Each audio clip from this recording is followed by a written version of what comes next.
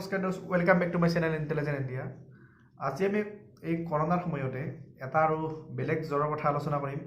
হয়তো বহুতৰ বেলেগ বেলেগ কিবা কিবি জ্বৰ হৈ থাকিব পাৰে, বহুতে কথাটো নাজানিব পাৰে। সেইকাৰণে এই জ্বৰটোৰ বিষয়ে মই কেইদিনমান আগতেহে জানিলোঁ। মানে মোৰ দেউতাৰ এই জ্বৰটো হৈছিল, তাৰপিছত 5 দিন নাৰ্ছিং হোমত থাকিবলগীয়া হ'ল। বাৰু যি কি নহওক, আজি মই কথাটো জনাবলৈ আপোনালোকক ভিডিঅ'টো বনালোঁ।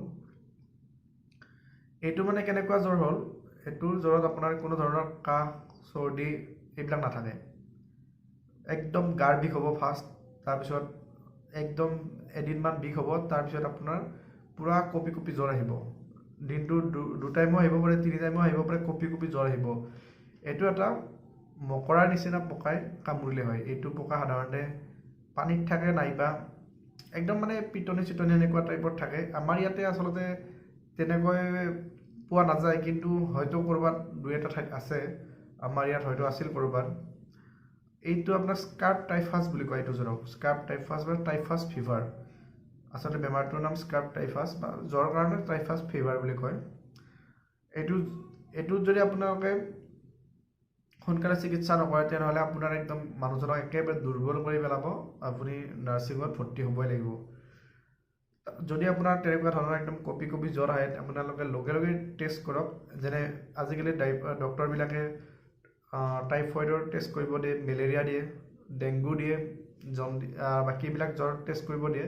তাৰ লগতে এই টাইফাছ ফিভাৰ এইটো টেষ্টটো কৰিব। যদি বাকীকেইটা নিগেটিভ থাকে, তেনেহ'লে এই টাইফাছ ফিভাৰ এই টেষ্টটো একেলগে কৰি ল'ব পাৰে। কাৰণ এইটো জ্বৰ আপোনালোকৰ আমাৰ এইবিলাক অঞ্চলত আচলতে এইটো জ্বৰ নতুন। আমি যিমান শুনি আছোঁ, এনেকুৱা জ্বৰ শুনা নাছিলোঁ। আমি য'ত নাৰ্ছিঙত ভৰ্তি হ'লোঁ তাতো কৈছে এইটো আমাৰ এই অঞ্চলত এনেকুৱা জ্বৰ নতুন আহিছে। 2-এটা কেছ পোৱা গৈছে জাষ্ট, কিন্তু আপোনালোকে ইয়াত অতি সোনকালে ৰিকভাৰ হ'ব পাৰিব, টেনশ্যন ল'ব নালাগে। প্ৰায় 6টামান ড'জ ল'লে আপোনালোকে ৰিকভাৰ হ'ব পাৰি। গতিকে যদি তেনেকুৱা জ্বৰ আহিছে, এতিয়াতো কৰোণাৰ সময়ত ডক্টৰবিলাকে চাব টানে পায় জ্বৰ বুলি ক'লে, কিন্তু যদি কোনো কাহ চৰ্দি এইবিলাক নাই, তেনেহ'লে আপোনাৰ কৰোণা টেষ্টটো কৰি লৈ উঠি বাকী এইকেইটা টেষ্ট কৰি ল'ব পাৰে যদি জ্বৰ হৈ থাকে।